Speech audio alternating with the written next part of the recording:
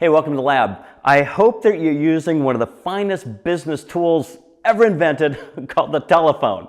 I know, a lot of people don't. They're trending towards using text and emails, but those are so shallow and they're often misinterpreted, and there's no back and forth and there's no personality. And you know what? Rapport and relationship are so key. Anyway, enough said about that. Use the phone. The problem with using the phone is that so many people are trending to using texting and email, so you leave a lot more voicemail. When you leave a voicemail, think of it like this, and most people don't.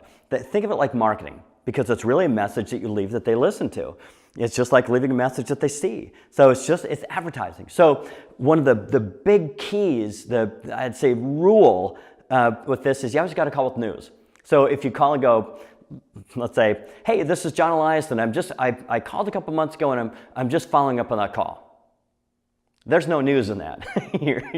I'm not going to get any calls back. But if I call and go, hey, this is John Elias, there's some things that have changed. And even if you don't move forward, you should probably be aware of them, because if you don't, you could miss out. Now it's like, well, wait a second, I just called with news. There's something that's different. I'm not telling you, so it's kind of like a cliffhanger. It's just like they do in the media. I'm not going to tell you what's going to happen. I'm going to set it up. Is it going to fall over the cliff? Stay tuned, sit through the commercials and come back and see. And so if A, you call with news, and B, use a cliffhanger, you're going to get 5-10 times more voicemails back. I've seen people call with no news. They can call 100, 150 people. Nobody will call them back.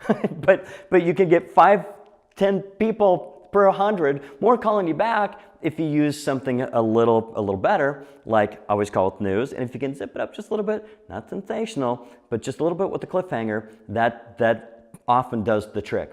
The other thing that you want to do is you want to practice it. Grab your cell phone and practice, using the memo feature, whatever it's called on your phone.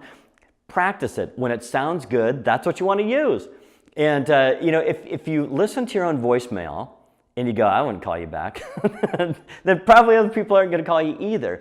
So test it. It's one of those things that most people never do. They just leave a voicemail like they've always left a voicemail, like they were taught back in kindergarten. That's not good enough today. And anyway, think of it like marketing.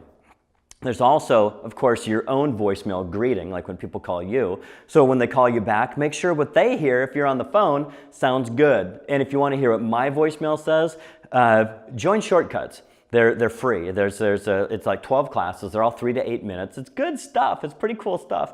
Again, it's free. Sign up. I go through a whole segment on how to sort out voicemail. It's pretty cool stuff, and it's saved me probably a week a year. I get a week off because I just changed how I operate with voicemail. So when you're leaving them, be conscious about it. So one, the big golden rule, call with news. If you can use a cliffhanger, awesome.